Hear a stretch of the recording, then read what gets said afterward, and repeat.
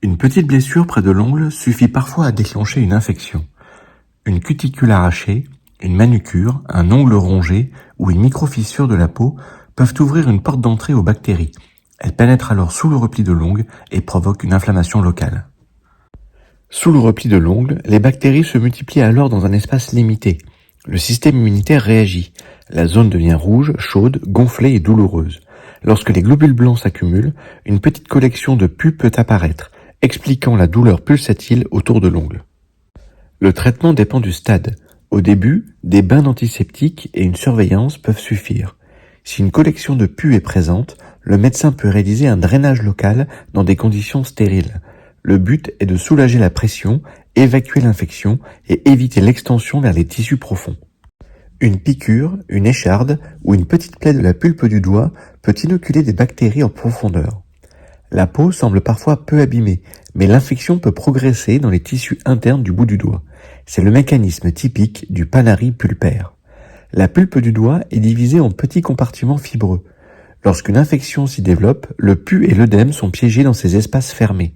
La pression augmente rapidement, ce qui explique la douleur intense, souvent pulsatile, et le risque d'atteinte de la phalange distale.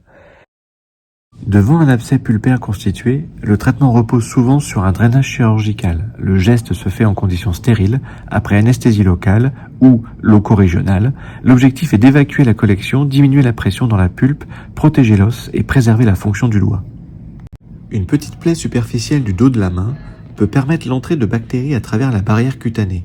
L'infection ne forme pas forcément un abcès au départ, elle diffuse dans le tissu sous-cutané, donnant une rougeur étendue, chaude et douloureuse qu'on appelle cellulite de la main. Dans la cellulite, l'inflammation se propage de manière diffuse dans les tissus sous-cutanés. Il n'y a pas de poche de pus bien limitée. Les bactéries, l'œdème, les globules blancs et l'activation des vaisseaux lymphatiques expliquent la rougeur, le gonflement et parfois l'extension progressive de l'infection. Il faut consulter en urgence. Le médecin évalue l'étendue de la rougeur, la douleur, la mobilité et les signes généraux. Marquer les limites de l'inflammation permet de suivre l'évolution. Le traitement associe souvent antibiothérapie, repos, hydratation, surélévation de la main et réévaluation rapide si l'aspect s'aggrave pour envisager une chirurgie. Une plaie punctiforme de la paume, par exemple une épine, une écharde ou une plaie par couteau, peut sembler minime en surface. Pourtant, elle peut déposer des bactéries dans les espaces profonds de la main. L'infection peut alors progresser sous une peau épaisse avec peu de signes visibles au début. Dans la paume, les espaces profonds sont entourés de tendons, de muscles, de cloisons fibreuses et de structures vasculo-nerveuses.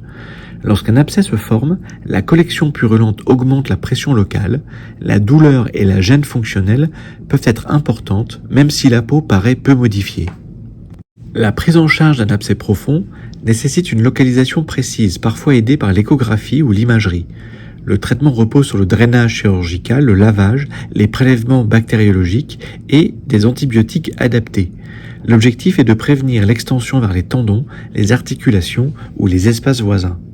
Une petite plaie sur la face palmaire d'un doigt peut inoculer des bactéries dans la gaine des tendons fléchisseurs. Cette gaine est un espace fermé qui accompagne le tendon jusqu'à la paume. Une infection à ce niveau peut se propager rapidement le long du trajet tendineux. Il s'agit alors d'une ténosynovite infectieuse. Du liquide inflammatoire s'accumule autour du tendon fléchisseur. La pression augmente dans la gaine, ce qui gêne la vascularisation et le glissement tendineux. Le doigt se place souvent en flexion et l'extension passive devient très douloureuse. C'est un signe d'alerte majeur. La ténosynovite infectieuse est une urgence fonctionnelle. Ici, l'image est simplifiée afin de ne pas choquer. Le traitement associe antibiothérapie et prise en charge chirurgicale avec lavage de la gaine tendineuse, ouverture par des contre-incisions lorsque cela est nécessaire. Le but est d'évacuer l'infection, protéger le tendon et limiter le risque de raideur ou de perte de fonction du doigt. Une plaie située juste au-dessus d'une articulation peut permettre aux bactéries de pénétrer directement dans la capsule articulaire. Même une petite lésion cutanée peut donc contaminer l'espace articulaire. Ce mécanisme est particulièrement préoccupant après morsure, coupure ou plaie punctiforme. Il en résulte ce que l'on appelle une arthrite septique. Dans l'articulation infectée, les bactéries déclenchent une réaction inflammatoire intense. Le liquide articulaire devient purulent, la membrane synoviale gonfle et le cartilage peut être rapidement abîmé. La douleur est très importante et les mouvements actifs comme passifs deviennent très limités. Le traitement repose sur une évaluation urgente. Une ponction articulaire peut permettre d'analyser le liquide, d'identifier le germe. Selon la gravité, un lavage chirurgical est nécessaire associé à une antibiothérapie. L'objectif est de contrôler l'infection et de préserver le cartilage articulaire. Les morsures, notamment de chat, peuvent laisser une plaie très petite en surface, mais profonde en réalité. Les dents inoculent des bactéries sous la peau, parfois près d'un tendon, d'une articulation ou d'un espace profond. C'est pourquoi une morsure de la main doit toujours être prise très au sérieux. Après une morsure, les bactéries peuvent suivre plusieurs trajets anatomiques.